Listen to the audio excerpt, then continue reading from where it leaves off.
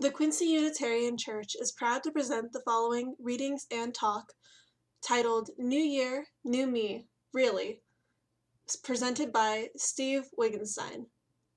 Originally recorded on Sunday, January 3rd, 2021, live on Zoom. And our opening reading is by Kathleen McTeague, entitled, They Are With Us Still. Steve? Thank you, Iris. For those of you who happen to have a copy of the hymnal at home, this is number 721 in the hymnal. The title is They Are With Us Still. In the struggles we choose for ourselves, in the ways we move forward in our lives and bring our world forward with us, it is right to remember the names of those who gave us strength in this choice of living. It is right to name the power of hard lives well lived. We share a history with those lives. We belong to the same motion. They too were strengthened by what had gone before. They were drawn on by the vision of what might come to be. Those who lived before us, who struggled for justice and suffered injustice before us, have not melted into the dust and have not disappeared. They are with us still. The lives they lived hold us steady. Their words remind us and call us back to ourselves. Their courage and love evoke our own. We, the living, carry them with us. We are their voices, their hands, their hearts. We take them with us, and with them choose the deeper path of living. Steve will now share from Martin Buber, to be followed immediately by his message, New Year, New Me, Really? Thank you, Iris. And thank you all for asking me to talk. It's always a great honor and a privilege. My reading is, or my quotation here is from the Jewish theologian Martin Buber. I do not accept any absolute formulas for living. No preconceived code can see ahead to everything that can happen in a person's life. As we live, we grow and our beliefs change. They must change. So I think we should live with this constant discovery. We should be open to this adventure in heightened awareness of living. We should stake our whole existence on our willingness to explore and experience.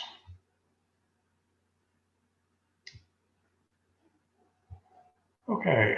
Well, Happy New Year, everybody.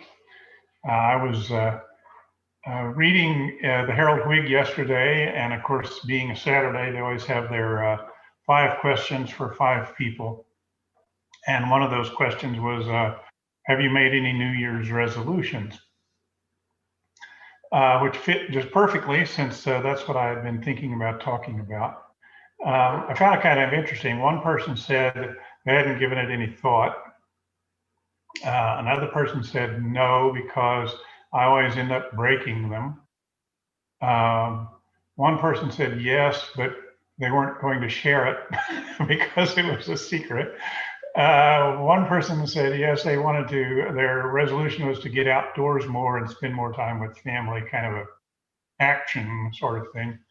And then one person said they wanted to become a kinder and more accepting person. So more of a kind of general philosophy thing, I suppose. And you know, that's kind of par for the course for New Year's. We all, or at least 4 out of 5 of us anyway, think about new starts, starting over, making a big change, making this transformation that we've always been thinking of or longing for, whether it's something specific, stopping smoking, losing weight, or something general, like being a kinder person, more accepting, managing your temper better, or what have you. You know what? I think this is really an admirable idea. The idea that we can pursue personal transformation in small ways and large ways, because it's an optimistic way of seeing ourselves. You're someone whose fate has not yet been determined by birth or experiences. It's a powerful idea, and it's one that's not shared by all societies. And when you read history, you think before the modern era, who you were was pretty much handed to you when you were born. And your job was to fulfill that predetermined role as properly as you could. And that way of thinking still exists. Here in the industrialized nations, we've kind of embraced this idea, though, of a mutable self, a changeable self, and a world in which these mutable selves can transform, improve, develop. After all, we are the developed world, and that's a phrase that implies things are not what they used to be, and that they will not be the same tomorrow. I read an article in the New Yorker that kind of looked at it from a different angle. It was by Joshua Rothman, and the title of the article was "In Another Life."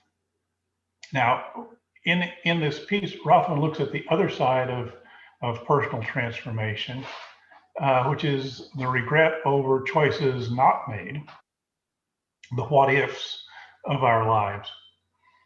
Rothman's observation was that every decision we make creates an alternate unlived life that many people find impossible to stop thinking about. What if I hadn't taken that first job, but I had stayed in school? What if I had married so-and-so when he asked instead of turning him down? What if I had moved away instead of staying in my hometown? A life is an immense series of branching paths, and some people find themselves caught in a loop of longing and imagining that causes them to think about the life that might have been at the expense of their actual lived life. This is a staple, when you think about it, of time loop movies like Sliding Doors and Groundhog Day, the various choices that a person makes and how they change their destiny. When you think about it, it comes up in literary form as well. When I was teaching English, I always had to remind my students when we read the poem, The Road Not Taken, that Frost, before he gets to that famous those ending lines, he prefaces those with, "I shall be telling this with a sigh somewhere ages and ages hence," which means that the poem is as much about the regret of not knowing what was down that road as it is about the bravery of choosing the one less traveled by. Psychologists, philosophers have been thinking about this phenomenon. One of those who is quoted in Rothman's article is an English psychoanalyst named Adam Phillips.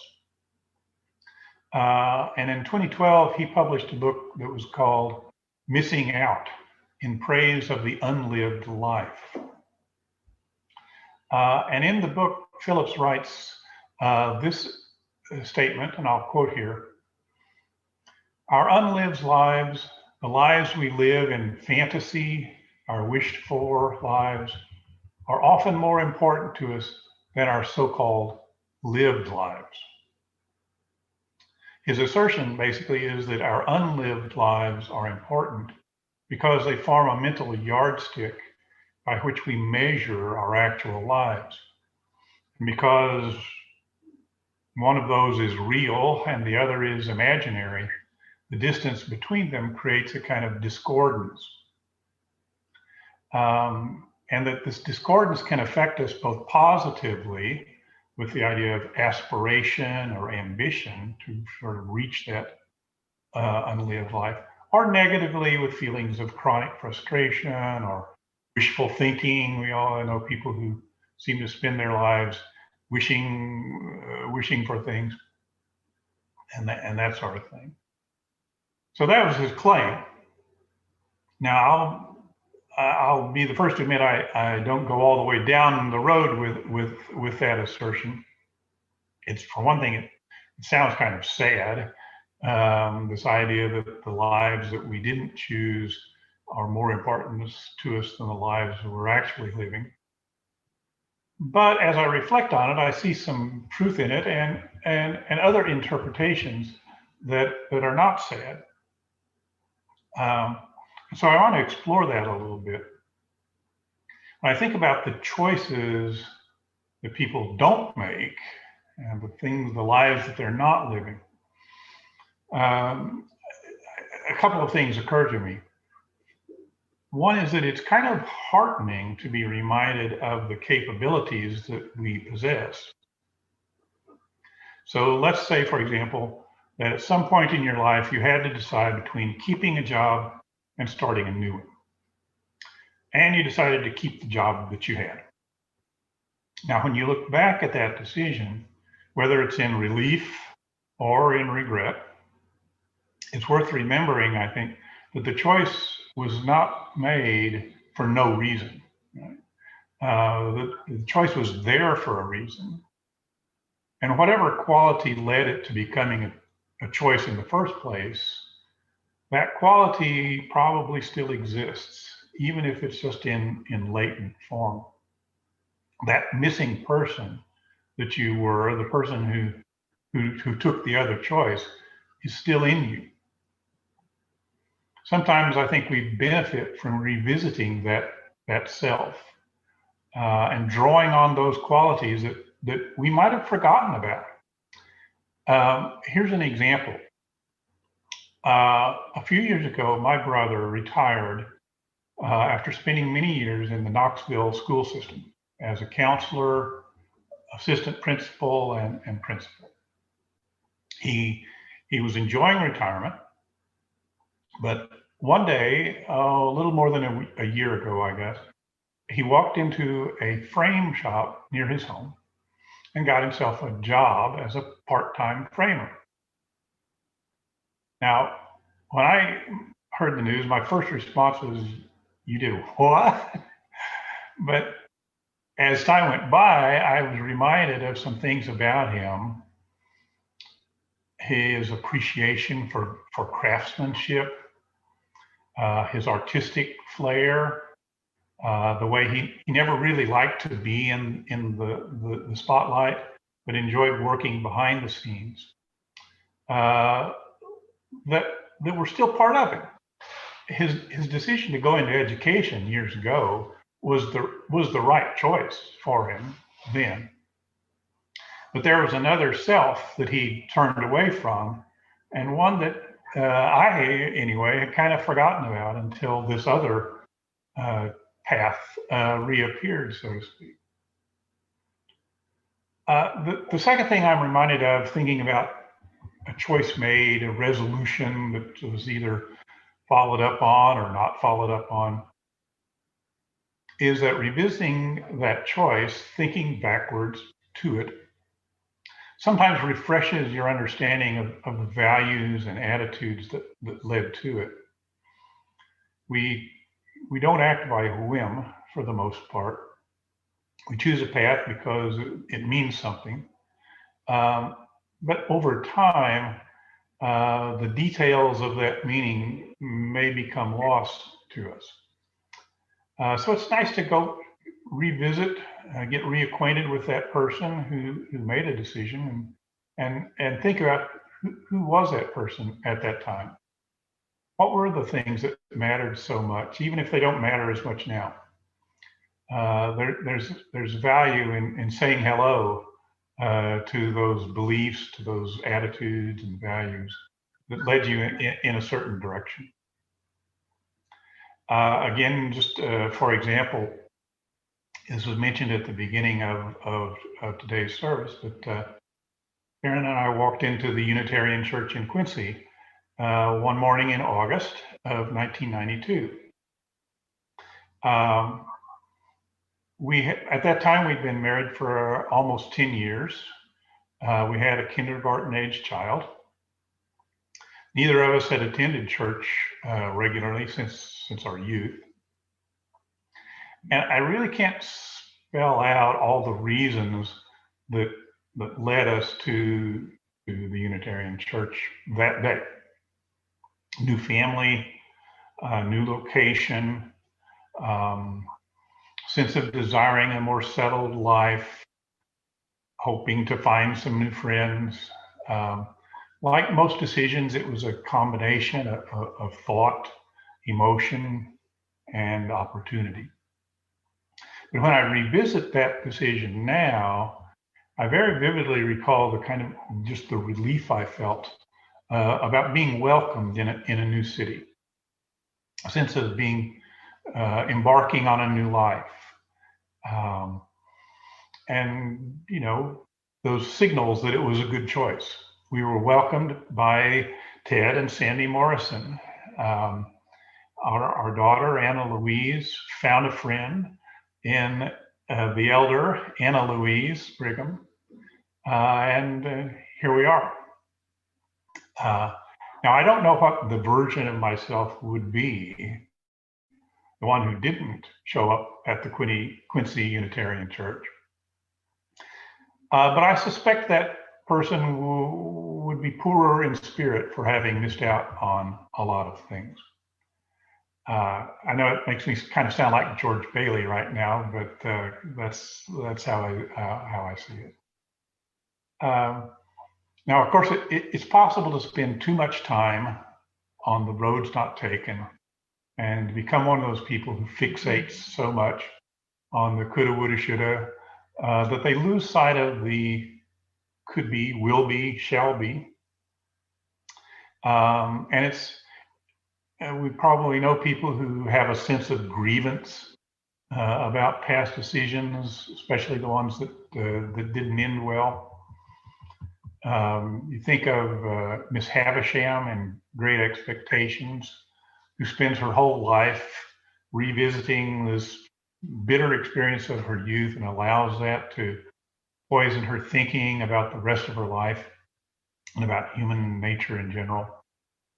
But I do think we benefit from looking back occasionally at the line of not me's that stretches out behind us, just as we look forward to the maybe me's that stretch out ahead of us. Two other things though, thinking about resolutions, decisions, choices made. I think there are other sort of components to the topic that don't get reflected in the simple question in the newspaper of have you made a resolution? One is that we're not always aware when we're making life-changing decisions. They sneak up on us. They look like everyday activity, or they accumulate little by little in a series of seemingly inconsequential choices. And it's only when we look back do we realize that we've been making a life change, or that a life change has happened while we weren't watching. It reminds me of the so-called butterfly effect, in which the flapping of wings on a distant butterfly brings about a hurricane on our continent, that sort of thing. Now, that's what people talk about in the middle of the night in their dorm rooms, but it's worth remembering and keeping some perspective on how hard it is to know the ultimate choice or the ultimate consequences of a choice, or even what was a choice and what was just a coincidence. Give you another example. About 40 years ago on a Friday night, I went to a bar. some of my students, fellow students at the time, had gotten in the habit. We'd go out on Friday, late afternoon, early evening, swap stories, hang out before, and if we had money, we'd go out for dinner. If not, call it quits. So off I went. But it was butterfly effect. One of the people who was at the bar was Sharon Buzzard, who I barely knew at the time. And as they say, the rest is history. Now, I wasn't planning on making a life-changing decision that Friday, but I guess I did. And it's the sort of thing you only are aware of until you look back at some later point. One more aspect about this that I think tends to get overlooked is, and for this we have to zoom out from the personal level, is that we're accustomed to thinking and talking about our personal choices and our determinations, but we do need to keep in mind that a lot of our perception of choice is an illusion. There are boundaries of race, class, gender, education, geography, many other things that make some choices very likely, other choices extremely difficult, and others completely off the table. We can, I want to argue that we live in a completely deterministic world, because I don't believe we do. But there is no getting around the fact that decisions take place in a very conditioned environment. Some of us have more available options than others.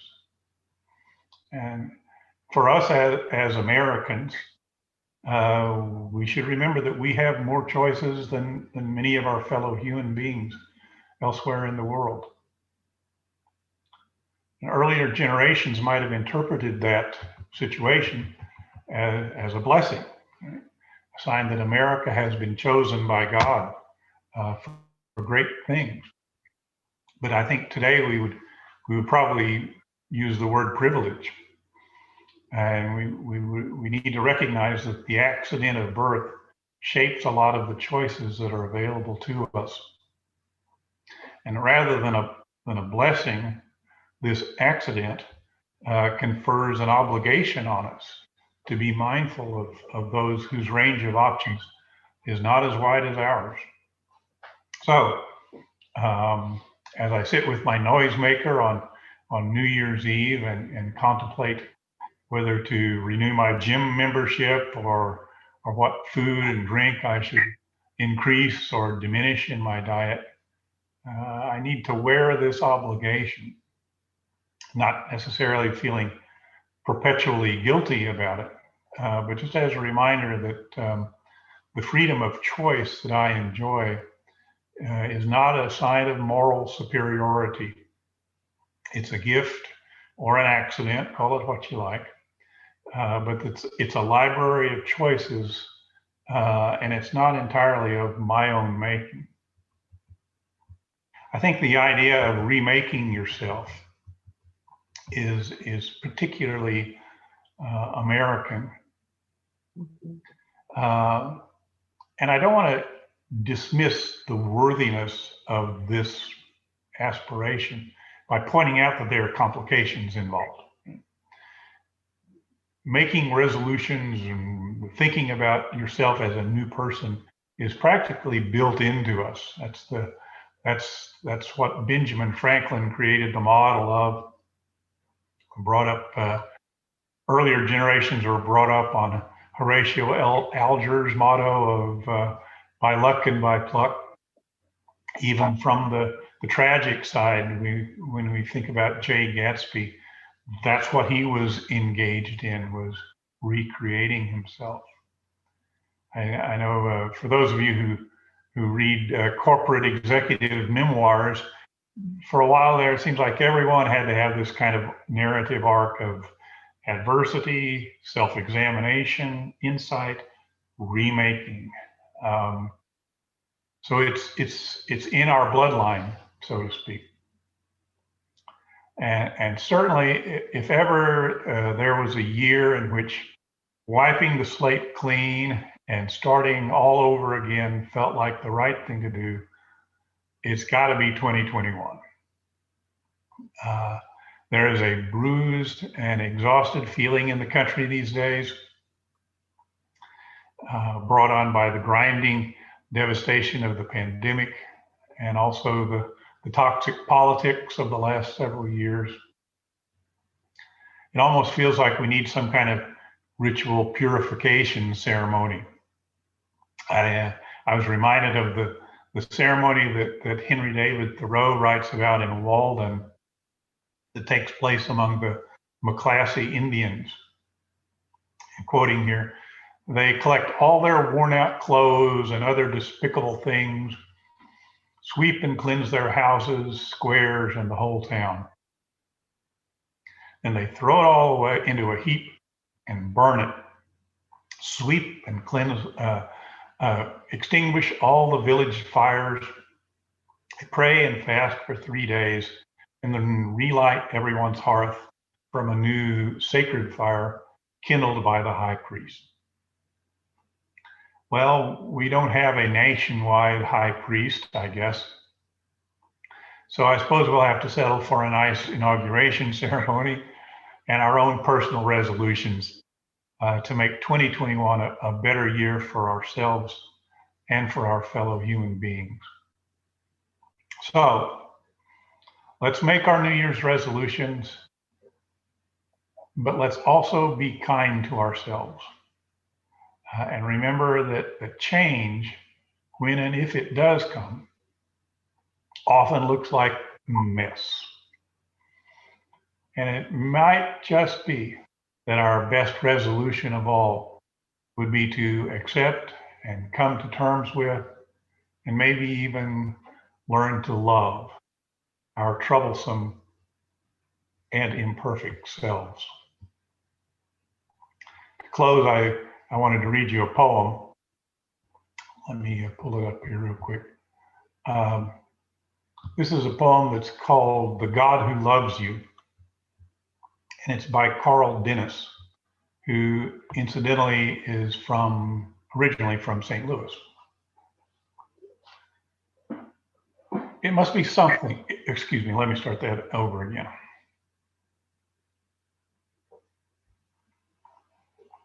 It must be troubling for the God who loves you to ponder how much happier you'd be today had you been able to glimpse your many futures.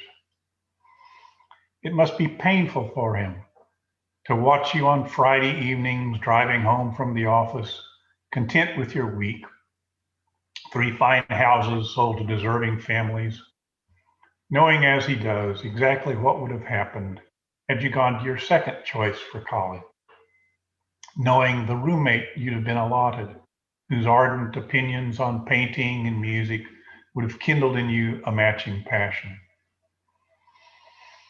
A life 30 points above the life you're living on any scale of satisfaction.